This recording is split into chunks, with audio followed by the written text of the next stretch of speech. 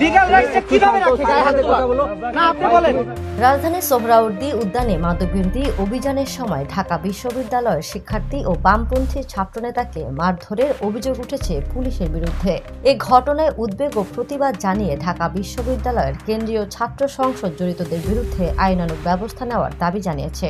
আমাদের সবার মানবাধিকার সুরক্ষা করতে হবে, আমাদের নিরাপত্তা দিতে হবে। মঙ্গলবার গণমাধ্যমে পাঠানো এক প্রেস বিজ্ঞপ্তিতে এ দাবি জানানো হয়। সন্ধ্যায় শিক্ষার্থীদেরকে বাইরে দেখলে জিজ্ঞাসাবাদ করার জন্য সংবিধান বিরোধী উদ্যোগ নেওয়ার জন্য শিক্ষামন্ত্রী মিলন সাহেবকে ক্ষমা চাইতে হবে। ডাকসুর কার্যনির্বাহী সদস্য হিমা চাকমা সই করা বিজ্ঞপ্তিতে বলা হয়, আইন শৃঙ্খলা রক্ষাকারী বাহিনী বাংলাদেশ পুলিশ কোনো প্রমাণ ছাড়াই ঢাবির শিক্ষার্থী ও বিপ্লবী ছাত্র ও যুব আন্দোলনের সহসভাপতি নাইমুদ্দিনের উপর হামলা চালিয়েছে।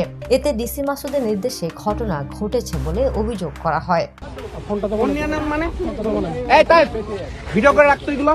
বিজ্ঞপ্তিতে আরও বলা হয়, প্রমাণ ছাড়া একজন সাধারণ নাগরিককে অপরাধী হিসেবে উপস্থাপনের অপচেষ্টার তীব্র নিন্দা জানানো হচ্ছে। পুলিশ বাহিনীর নামে আতঙ্ক সৃষ্টি করে নাগরিকের স্বাধীনভাবে চলাফেরার মৌলিক অধিকার খর্ব করার অভিযোগও তোলা হয়। বৈধ কারণ ছাড়া শারীরিকভাবে আঘাতের ঘটনাকে মানবাধিকার লঙ্ঘন হিসেবে উল্লেখ করেছে ডাকসু।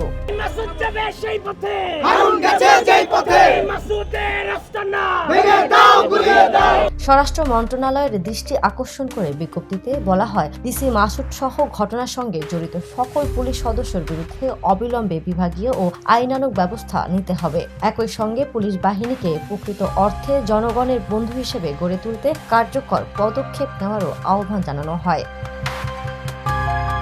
ঘটনার বিষয়ে পুলিশের আনুষ্ঠানিক বক্তব্য তাৎক্ষণিকভাবে পাওয়া যায়নি। Desk report, the news.